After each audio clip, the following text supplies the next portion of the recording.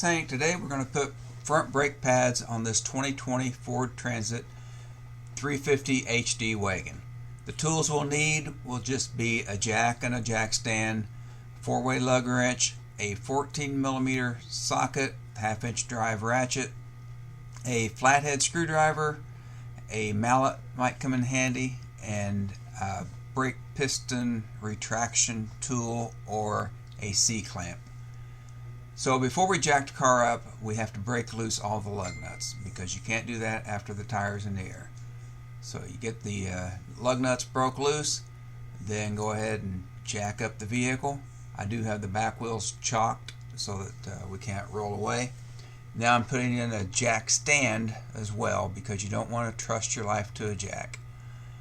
Now that the tire's in the air, go ahead and spin those lug nuts off. 4-way wrench comes in very handy for this. So there are 6 lug nuts on this wheel.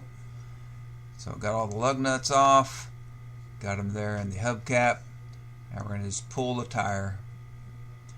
Now there are just 2 bolts to hold this brake caliper together. They are 14mm, half-inch drive socket, works really nice. Now on this top one, the brake line's a little bit in the way. You can get around it, but also note there, I have the little arrow pointing, there is a sensor on this particular vehicle. I've never run into this before, but it's a brake wear sensor. So we want to be careful not to break that wire when we pull this caliper apart.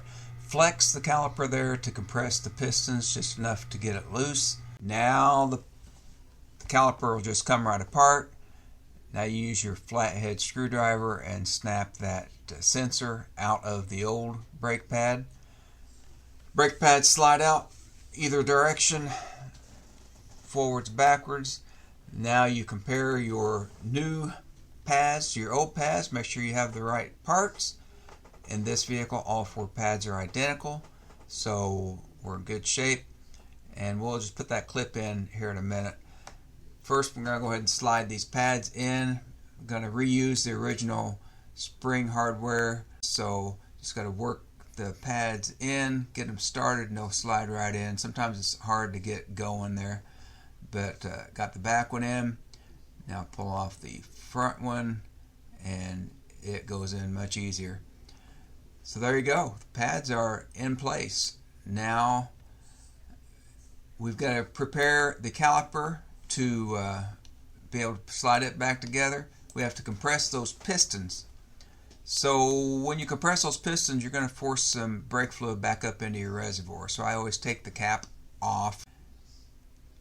I have a little tool I use for this. You can use a C-clamp. You can do these one piston at a time. I like to do them both at a time. So I lay the old pad across the 2 pistons, tighten up the little tool, and that will compress the pistons. We'll watch a little close-up of this. As you crank that, you can see the pistons retracting in. Now if your pads were really worn, those pistons are really sticking out. Sometimes those rubber boots get in the way and you might pinch them. You got to be careful of that. In this case, I didn't have any issues like that. So got both pistons fully retracted. So now I can just slide this back together. Now the guide pins, which are right under my hand there behind those little rubber boots, sometimes you want to pull those out and lubricate them. In this case, the rubber boots were in good shape. I didn't want to pull anything apart, so I didn't do anything with that. Put the little clip back together. I'm going to put the steel clip on the sensor and then snap it onto the brake pad.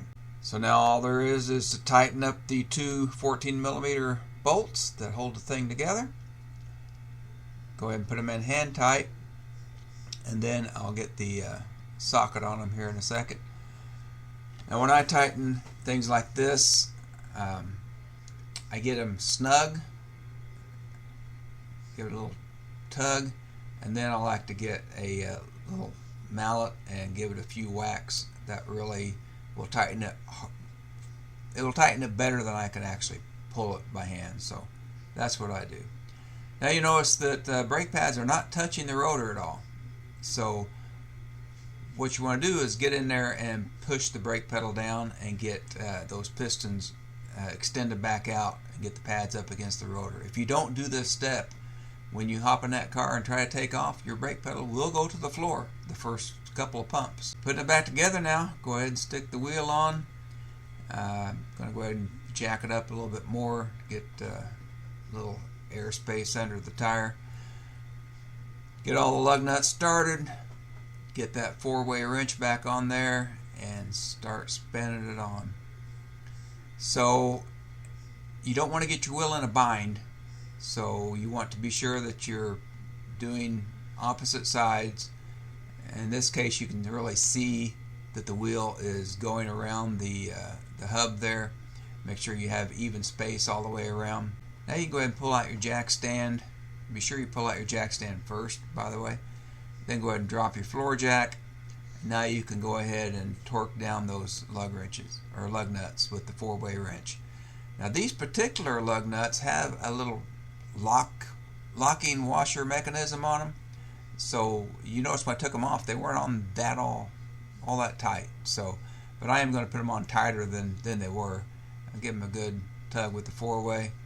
Go in a star pattern. Pop the hubcap on, and there you go. Be sure you like and subscribe. That's how that works with Hank Ball.